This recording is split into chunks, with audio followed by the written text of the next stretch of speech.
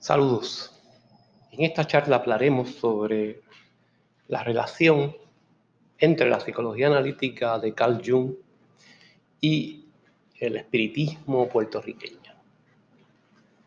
Como hemos discutido en varias ocasiones en el curso, Jung tenía un gran interés en el mundo espiritual y constantemente en su obra y en sus reflexiones hace alusión al mundo de los espíritus y lo compara con el inconsciente colectivo.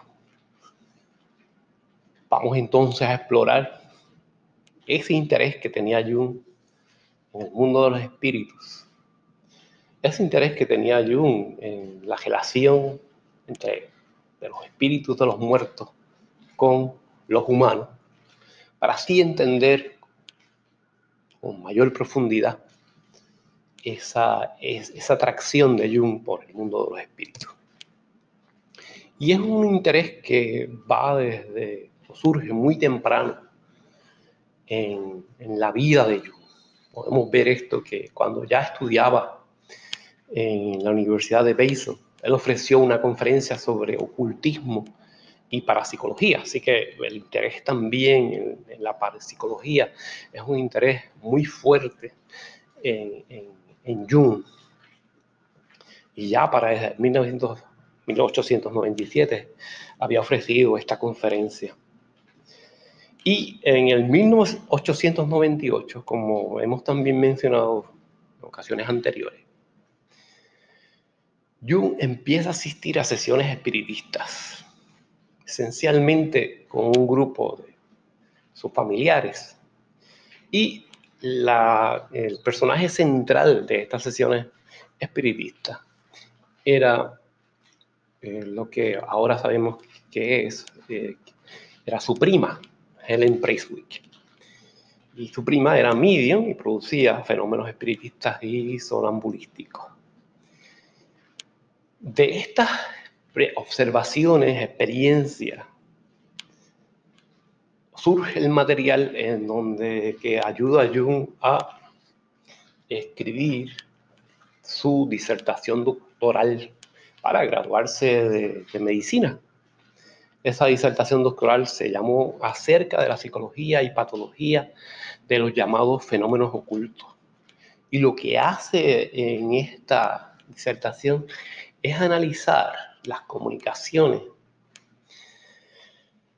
que se ofrecía Helen Preiswick en estas sesiones espiritistas.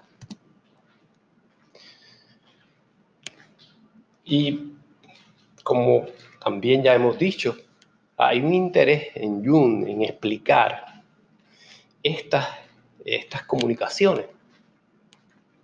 Y la conclusión que él ofrece en este momento, en 1898 y en su disertación doctoral, es que estos espíritus esencialmente eran personalidades que representaban aspectos inconscientes que se han disociado de la personalidad consciente del sujeto. Así que vemos aquí en Jung el uso del concepto de disociación para entonces explicar estas comunicaciones. Lo que está diciendo es que esencialmente lo que tenemos aquí es una persona que está disociando y que estas comunicaciones lo que representan son aspectos de la personalidad de él. Y él dice, ¿no?, hablando sobre esta conclusión, que esa fue la experiencia mayor que hizo posible que lograra un punto de vista psicológico. Y él dice esto porque vamos a ver a través de su obra esa interpretación. Y es una interpretación que él todavía mantiene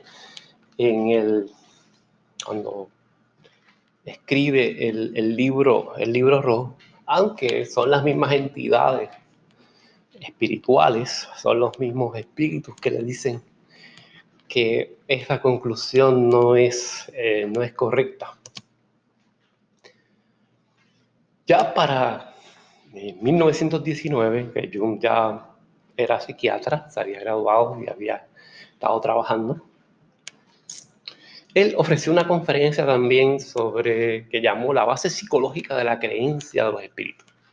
Y aquí mantiene en la misma posición, se limita al aspecto psicológico y define a los espíritus como complejos autónomos inconscientes que aparecen como proyecciones porque no tienen asociación directa con el ego. Así que de nuevo está en la misma posición de que esto es producido mediante la disociación y estos complejos que se forman a través de la disociación aparecen entonces como proyecciones.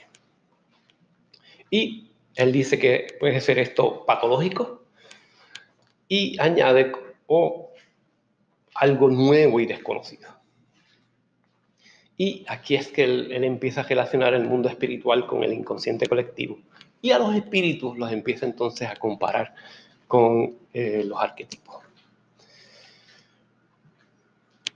En esta conferencia, Jung empieza también a hablar y a comparar la posesión espiritual con la invasión de un complejo del inconsciente colectivo.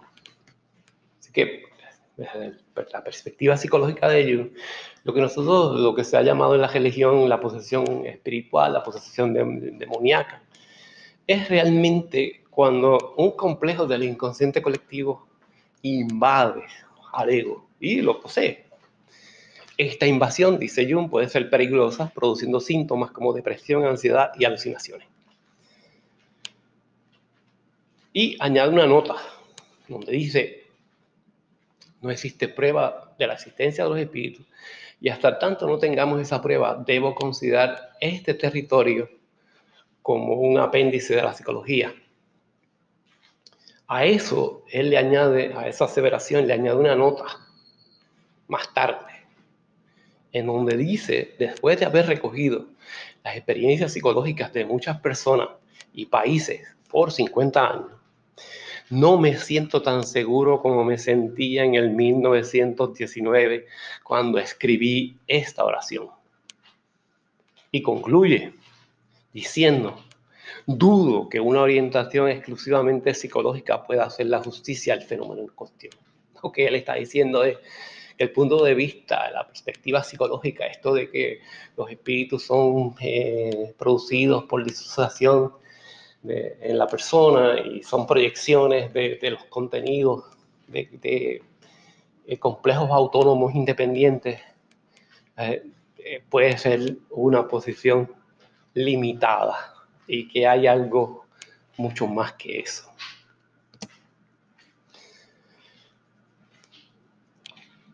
Tenemos que también mencionar los 7 sermones a los muertos, porque es el documento que él escribe, aparentemente a través de una especie de escritura automática, que le ayuda a resolver la crisis que él está experimentando de 1913 al 1919, en donde habíamos mencionado ya que la casa se sentía como si estuviese poseída, como que estuviese llena de presencias espirituales.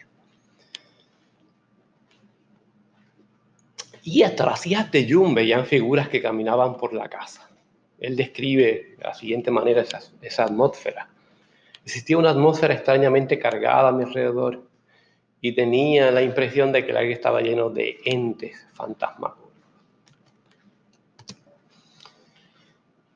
En un momento de desesperación y ansiedad, Jung le preguntó al grupo de espíritus cuáles eran sus intenciones y ellos les contestaron: hemos regresado de Jerusalén donde no encontramos lo que buscamos.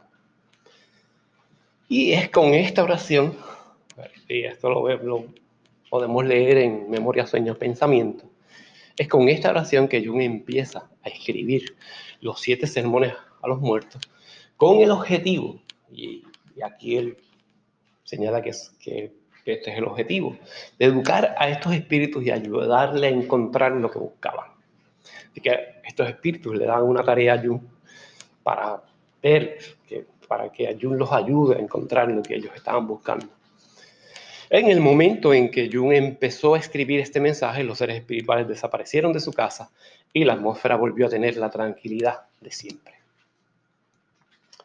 Otra experiencia que Jung tuvo con el mundo espiritual va a ocurrir en el 1963, cuando trataba de ayudar a un profesor que padecía de insomnio crónico. La intuición le dice a Jung que el paciente debía aprender a relajarse. Sin embargo, no estaba seguro de cómo hacerlo.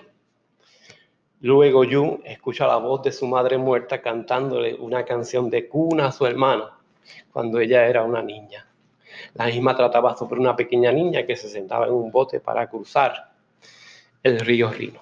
Después de eso, Jung cantó a su paciente una canción de cuna. El profesor se fue directo a la cama y durmió como un niño sin nunca volver a tener problemas de insomnio.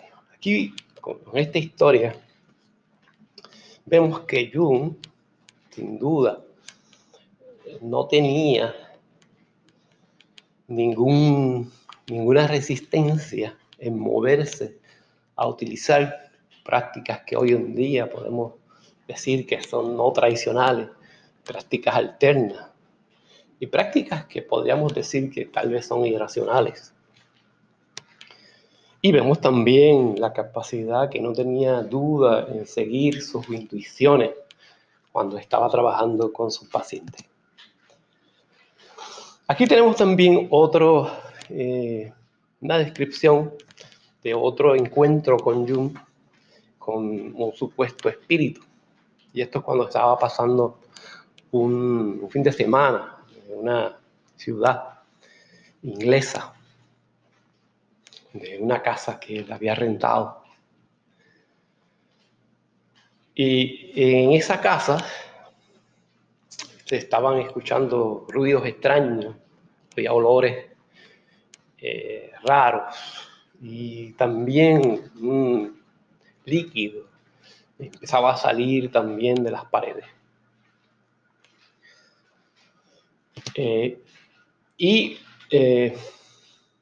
Esto, ¿verdad?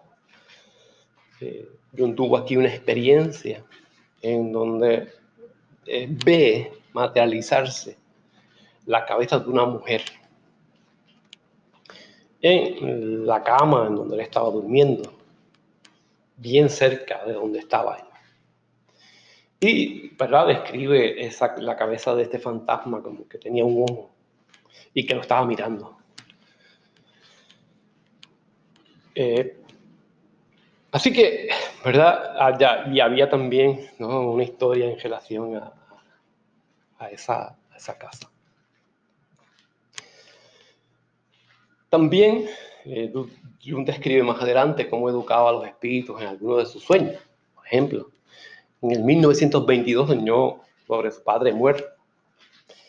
Su padre le preguntó sobre psicología del matrimonio y aparentaba estar muy preocupado. Jung no podía entender el sueño hasta que su madre murió en el 1923. Luego le pareció que su padre estaba preocupado por el cambio en su situación debido a la muerte de su esposa y quería consultarlo como psicólogo, ya que su padre reanudaría esta relación nuevamente. Esto lo vemos, esto Jung lo escribió en Memorias, Sueños, Pensamientos. Y aquí vemos, sin duda, que para Jung, esto sugiere que para Jung hay una continuidad entre el mundo de los vivos y el mundo de los muertos, y que los espíritus de los muertos van a continuar teniendo la relación que tenían cuando estaban vivos. Otro sueño de Jung que presenta su interés en educar a los espíritus fue sobre un grupo de espíritus distinguidos de los siglos anteriores que mantenían una discusión en latín. Uno de los espíritus le preguntó a Jung algo que no pudo contestar, lo que resultó tan humillante que lo hizo despertar. Jung aceptó que este espíritu era un espíritu ancestral que quería saber algo que él no pudo decirle. Él le había fallado al espíritu. Ahora, la pregunta es, ¿quiénes eran estos espíritus para Jung? Porque él continuamente, para explicar esta experiencia, sigue diciendo o sigue relacionando el inconsciente con la tierra de los muertos, para una expresión que él utiliza. Para Jung, estas conversaciones con los muertos fueron bien importantes, porque es una especie de preludio de lo que tenía que comunicarle al mundo sobre el inconsciente. ¿Qué son los espíritus para Jung? Él tenía un interés en contestar esta pregunta.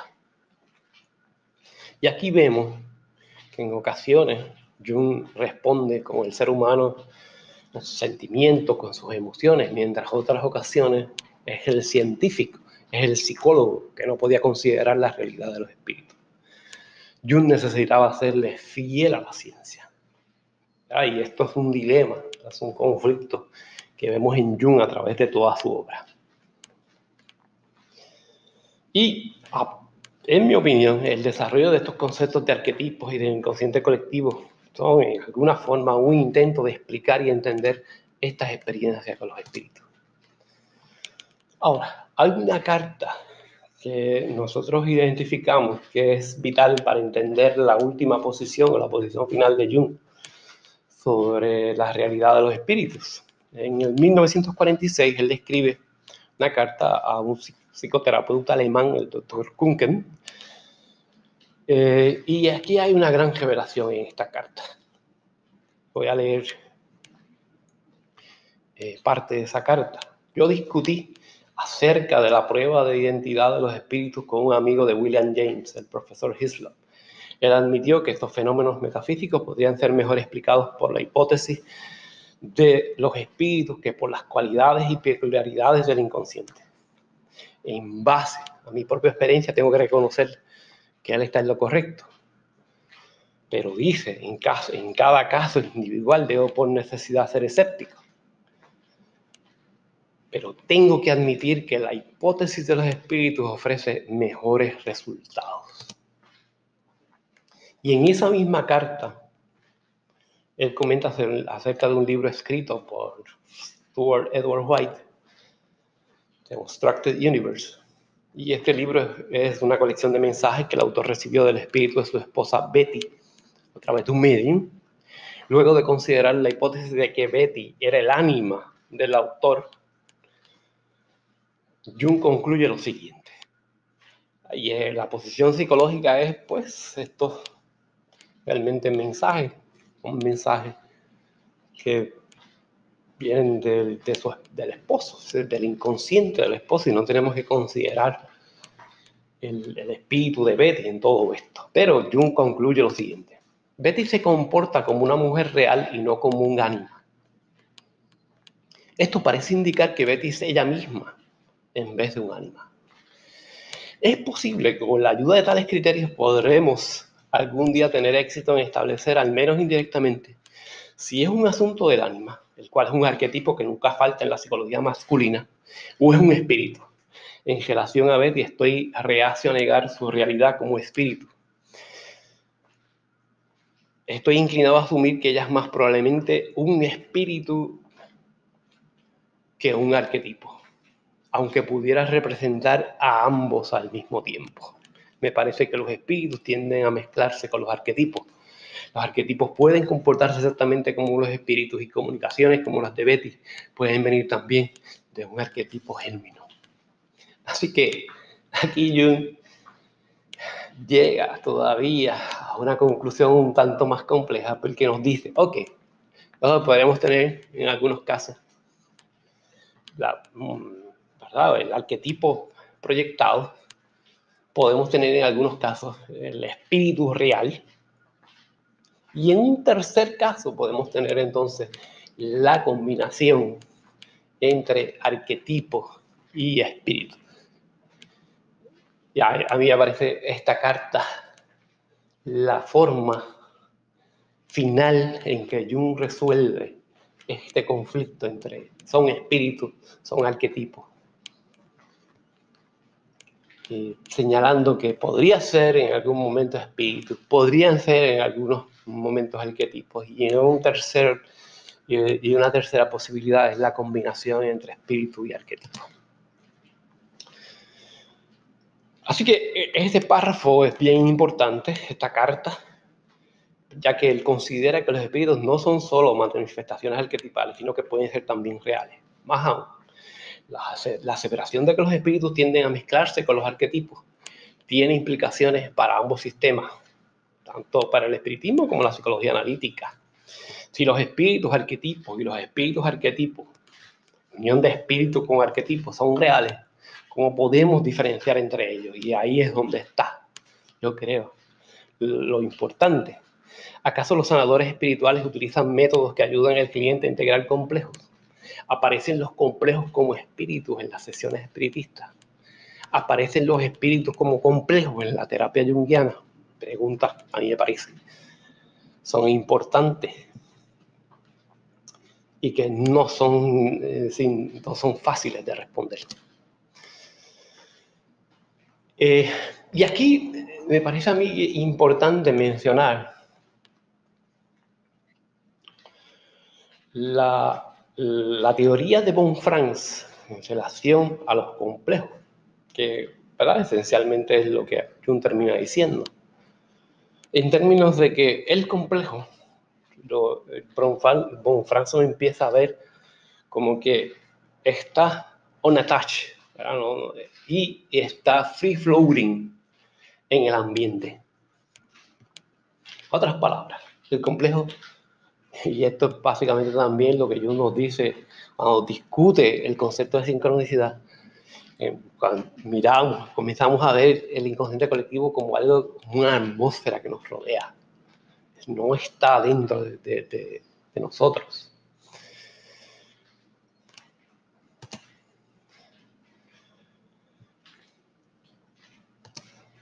Así que con esto